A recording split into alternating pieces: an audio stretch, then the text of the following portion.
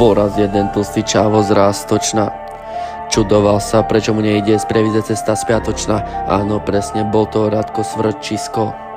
Nahý nehal v kríku, veľké hnedé hovnisko. Načapali ho tam fajčiť cigaretle. Jeho mama čaká doma na veľkej metle. V telefóne jeden teda bajtportniska. Mama mostou metlou po nose zapíska. Hrá farara, jedno očko mu bieha, preto lebo vedľa neho sedí Daniela. Má na piču karty, v trenka mala buď. Potrebuje výrať, preto mení na žaluď.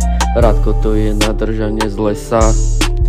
Má rád ženské zaoblené telesa.